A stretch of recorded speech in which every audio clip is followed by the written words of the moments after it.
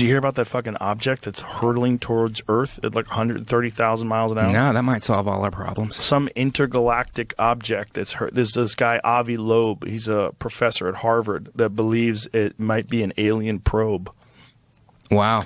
And he was talking about the odds of this thing being in the trajectory that it is, entering into our solar system in a direct path with Earth. The odds are extremely low. And at the place where it's doing it, it's when the Earth is the opposite side of the sun, so it's coming from behind the sun. And it's so it makes it difficult to detect. And that this object is in a direct line to come to Earth in 2027. Do they have a trajectory of where it's going to land? I don't think they totally know that yet. I think they're trying to calculate whether or not it's actually going to hit Earth or come near Earth or pass by Earth or what it is. Like why do they think it's an alien satellite or whatever? Well, there's this guy, Avi Loeb, this professor that I'm discussing. He also had an analysis of another object that passed by Earth a few years back that they named, and they said that this thing had a very bizarre metallic sort of a look to it that he did not think, based on the shape of it and the way it was traveling, that it was natural. So he thought that that could have been some sort of an alien craft as well. I don't know. It's too fun. It's too fun. But as it gets closer, we could probably decipher. Scientists give chilling update on mysterious interstellar object racing through our solar system as they warn it's even bigger than we thought. Provide a chilling update on a mysterious interstellar object that's racing through our solar system. Using data from the Vera C. Rubin Observatory, experts have revealed just how big the object dubbed 31 Atlas really is. According to their analysis, the object measures roughly 7 miles in diameter. Holy fuck. How big is New York City? Bigger than Mount Everest, making it the largest interstellar object ever spotted. Professor Avi Loeb, theoretical physicist and cosmologist from Harvard University, suggested the object could be an alien spacecraft. However, not everyone is convinced. Chris Lintott, an astronomer at the University of Oxford, told Live Science any suggestion that it's artificial is nonsense on stilts. He added that these claims are an insult to the exciting work going on to understand this object. But Harvard's legit, and Avi Loeb is a legit astronomer. Right. I mean, let's not rule anything out. Yeah. So as it gets closer. There's something about it, about the way it's traveling, that it's bizarre. But it doesn't have a trail like a comet does. Right. We can scroll up a little so I can see that. The images of the comet were actually snapped by the Vera C. Rubin before it was officially discovered. However, since it was identified on July 1st, just a little bit ago, scientists have scoured back through data to find out more about the mysterious object. New study published on RXIV, whatever that is. More than 200 researchers have confirmed the likely size of the comet's main body, known as its nucleus. Their analysis suggests the nucleus has a radius of around 3.5 miles. That translates to a diameter or width of about 7 miles. To put that in perspective, bigger than Mount Everest, twice the size of Mount Kilimanjaro. Fuck. That Honeymoon was way smaller. Wow. Yeah, so the, how do you say it? Oumuamua, I think. Oumuamua, discovered in 2017. He came on and talked to us about that. Was believed to be around 0.2 miles wide.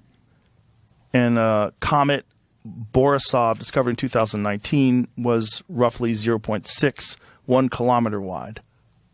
So this thing is fucking huge. Yeah. Yeah. Kal Allahu Malak Yahweh, Wa Yahweh Shai, Bahashem, Rahak, Wadash, and double honors to the elders of JMS Ruel, blessings unto those men, and blessings and salutations to the Akim out there in truth, pushing his word in all sincerity and in honesty. With that being said, Shalom Israel, Barakatah, today's lesson, that's why they are known as mountains. And you heard it from Joe Rogan himself. But every time the people come across the tremendous, gigantic size of the Lord's chariots, they either say, where do you manufacture something of that size, as in the case of Norman Berggren? And others are bugged out when they hear of a 7-mile object traveling towards Earth, as in the case of Joe Rogan. But nevertheless, the Lord, Yahweh Wa Yahushai, does have humongous sized chariots that resemble mountains due to their incredible size. But when it comes to both NASA and the elites of government out of the nation of Edom, they know of the huge mountain-sized chariot that's to come in these last days.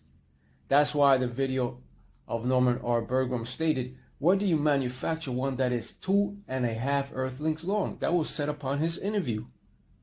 So for Norman Bergram to say, "Where do you manufacture one that is 2.5 Earth lengths long?" and that the occupants were 7-foot tall aliens that looked like so-called African Americans, clearly indicates that they have seen them. Now, when it comes to the men of the world, they will always think with a carnal mind. That's why they cannot comprehend the things of the Lord and of the incredible mountain-sized chariot of the Lord. To the Most High Power and His Son, nothing is impossible, not even when it comes to making a fathership of that size. And when it comes to man, they only understand the things of the earth. That's why the scriptures of 2 Esdras 4:21 goes on to say, here we have that scripture of 2 Esdras 4:21, "For like as the ground is given unto the wood, and the sea to his floods, even so they that dwell upon the earth may understand nothing but that which is upon the earth. And he that dwelleth above the heavens may only understand the things that are above the height of the heavens." So you see, now when it comes to the Lord, He knows everything. He is a creator. Now the earth is given into the hands of the wicked on that left-hand side of wickedness, according to Job 9:24. And when it comes to the earth, man only understands the things of the earth. That's why they give you that BS story that they lost the plans to get to the moon.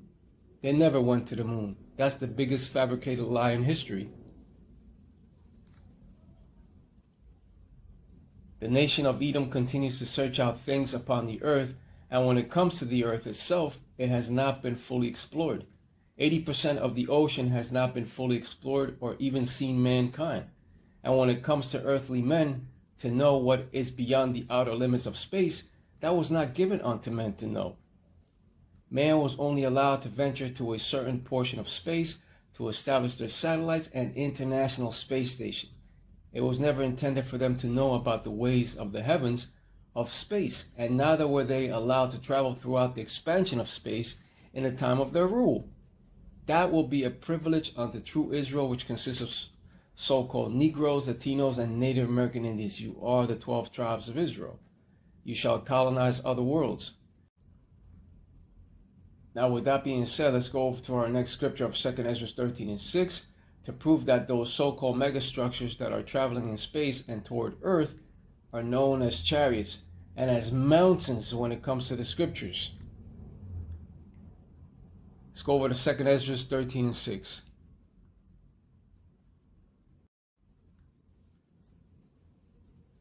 Second Esdras 13:6, "But I beheld, and lo, he had graven himself a great mountain, and flew up upon it." That great mountain is in reference to a giant spaceship. The same way that the Lord was taken up into a cloud is the same way that He shall return. The clouds are also known as the Lord's spaceships upon the scriptures. "He had graven himself a great mountain, and flew up upon it," is in reference to that enormous spaceship of the Lord, Yahweh Wa Yahushai, that will come to make war. And on that day, the Lord's heavenly armada of angels shall be everywhere. That's why Revelation 19:14 goes on to say, "And the armies which were in heaven followed him upon white horses, clothed in fine linen, white and clean." Right, they followed the Lord, Yahushua HaMashiach, toward earth. And what's coming upon this earth to make war no one has ever seen. Those heavenly clouds shall be full of wrath and storm. That's also a scripture. Let's go over to that scripture.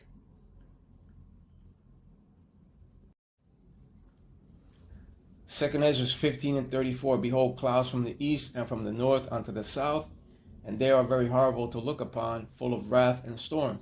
And those clouds are in reference to the so-called UFOs of the Lord, Yahweh Wa Yahushai. They are also known as chariots and as wheels, according to the scriptures. And these clouds full of wrath and storm represent the chariots of the Lord Yahweh Yahushai that will bring that battle unto Babylon the Great, aka America, in these end times. Full of wrath, meaning in that extreme righteous anger that the Lord Yahweh Yahushai will bring by the way of the chariot lasers and missiles of destruction. Because the chariots themselves are going to shoot forth laser beam fire. And this is the aspect of that fiery battle. And the other aspect of these chariots that are full of wrath are to save the elect out of harm's way. And upon the arrival of the Lord's fathership, that enormous mountain-sized IFO shall be so massive that the whole ship itself will not be seen in its entirety with the naked eye. These spaceships are also known as clouds according to the scriptures. Psalms 104:3, who layeth the beams of his chambers in the waters, who maketh the clouds his chariot, who walketh upon the wings of the wind. And these clouds are in reference to the Lord Yahweh Yahushai's IFOs, or identified flying objects. Chariot, according to Lexicon Strong's H7398 and H7392, who maketh the clouds a vehicle to ride on, a so-called UFO, right? And the elites of society know the truth when it comes to the chariots of the Lord.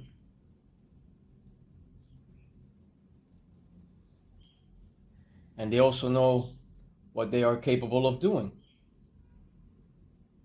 when it comes to their incredible speeds and maneuvers.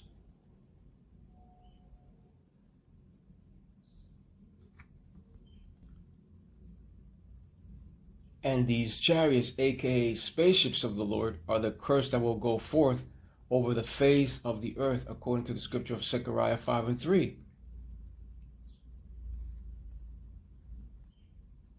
And they shall come in great wrath due to the wickedness that has exceedingly polluted the whole earth.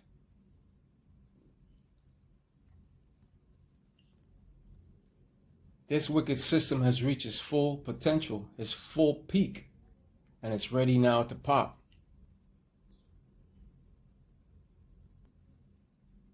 The first time the earth was cleansed by water, and now it shall be cleansed by fire. The only places that shall be severely hit is Babylon the Great, which shall never rebuild, and the land that the small hats now occupy, but that shall rebuild. But when it comes to the ships of the Lord being called mountains, that is also found upon the scripture of Zechariah 6:1. Let's also go over to that scripture. Here we have that scripture of Zechariah 6:1. And I turned and lifted up mine eyes and looked, and behold, there came 4 chariots out from between 2 mountains, and the mountains were mountains of brass. And when have you ever seen a mountain of brass? It's not talking about regular mountains upon the earth. This is talking about the ships of the Lord. The elites of Esau Edom's government know of these huge mountain-sized IFOs that shall come. And we call them IFOs because to us, they are identified. We know where they come from. We know of their origin. So they are IFOs, identified flying objects. And it's just as Norman Bergam said, where do you manufacture or fabricate a thing of that size? The Most High power in His Son, to the Most High power in His Son, there's nothing impossible. Luke 1:37. The problem is that worldly men think with a carnal mind.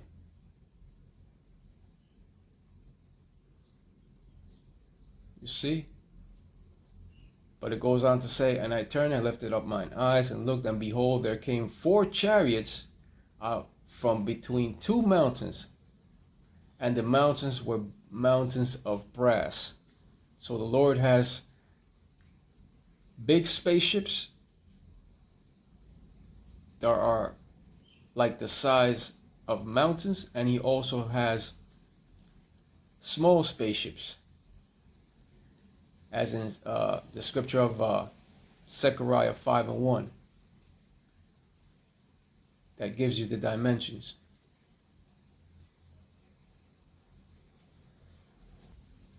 And in these last days, the chariots of the Lord will come in like a whirlwind. That being said, let's go over to Isaiah 66 and 15.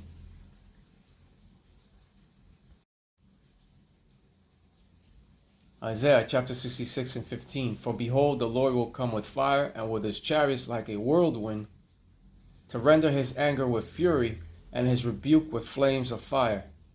The second death will be by fire, and the Lord's chariots, aka so-called UFOs, those so-called UFOs of the Lord, will partake in that fire destruction by shooting laser beams of their own. The Lord will come with fire. That's the second death. Isaiah chapter 66 and verse 16. For by fire and by his sword will the Lord plead with all flesh, and the slain of the Lord shall be many.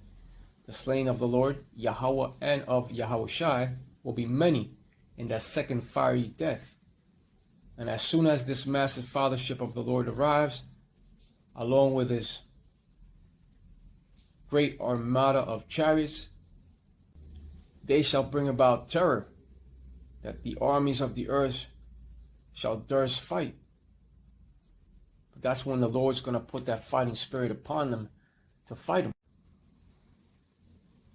Those armies of the earth shall lose. Israel, get right. Wisdom and knowledge shall be the stability of thy times. And use this time to seek the Lord, Yahweh, Yahushai, while he yet may be found, before all hell breaks loose upon this earth. And this is only for Israelites, which are you so-called Negroes, Latinos, Tainos, and Native American Indians. Seek the Lord, Yahweh Bashem Yahushai, while he yet may be found. Because the Lord is getting ready to end Esau, Edom's wicked kingdom upon this earth. But with that being said, I hope that you've been edified in this short lesson of the scriptures. And with that being said, Ka'al Malak Yahweh, Wa Yahushai, Bahashem, Rahak, Wadash, and double honors to the elders of Jemes Ruel. Blessings unto those men, and blessings and salutations to the Akim out there in truth, pushing his word in all sincerity and in honesty. With that being said, Shalom Israel, Barakatah. Shalom.